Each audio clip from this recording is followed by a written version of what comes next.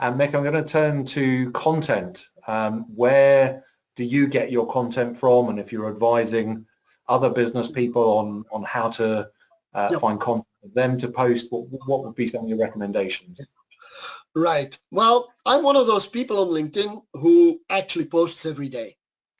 And people look at me like, where do you get your content from? Which is kind of the question you're asking. And for me, that's really simple. I get a lot of questions from my clients. I get a lot of questions from people in general.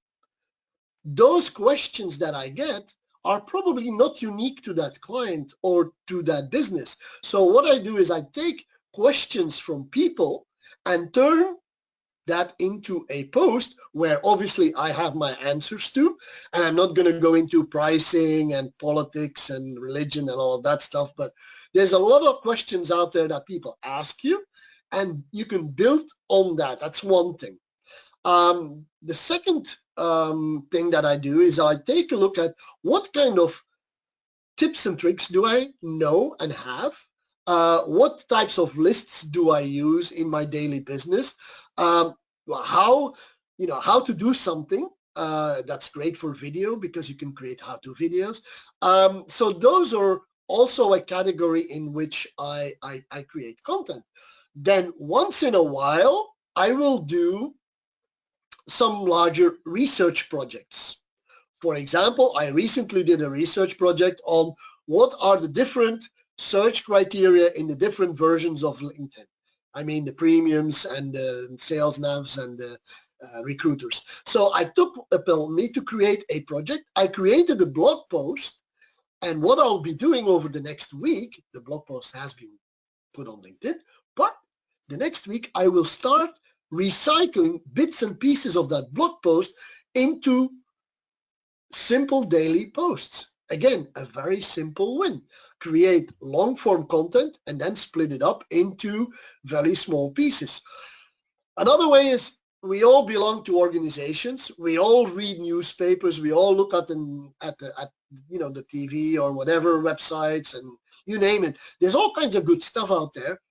Why not get inspiration from them, or actually share their information through posts, which basically means you've got a bunch of categories that you can create posts in. Add to that your polls, maybe do a live once in a while, and you've got 7 posts a week. I can tell you it's really, really, really simple. There's one magic trick. The magic trick that you need to use is a content plan. You need to plan ahead. If you don't plan ahead, you're always going to miss that deadline to post. So what I do, and this is my practice, anybody can use other programs as far as I'm concerned, but my practice is I collect ideas throughout the week. I write them down in a Word document. And at the end of the week, Friday morning, I sit down with those ideas and I create my 5 to 7 posts for the next week. Which means that when next week comes around, the only thing that I have to do is copy paste my content onto LinkedIn, and that takes 2 minutes, 3 minutes at the most, and off we go. So content creation is really, really simple.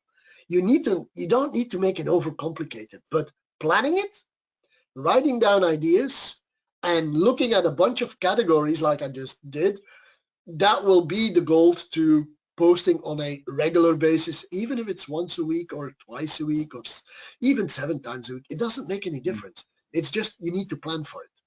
Yes. And oh, by the way, there is one other thing that I forgot, which I'd like to add. Don't forget to repurpose your content after a while, because what you wrote 6 months ago or a year ago that is still valid could be reused this time around too. And will be seen by a whole different subset of your network, no doubt. Well, that is part. And the network, the people that already saw it, in all honesty, they forgot about it. Yeah. I mean, in all honesty, do we know what we read on LinkedIn last week? I don't think we do. So let alone 6 months ago. The only thing that remains, if once in a while you've got this star post. Yeah, well, that they might remember when they see it. Great point. And questions coming in, Mick. firstly around strategies for times of day to post. Are there particular times of day that you find more or less effective than others? This is the impossible question, but I'll answer it anyway. In my opinion, what everybody needs to do is to find out when their audience, when their network is online on LinkedIn. And that is different for everybody.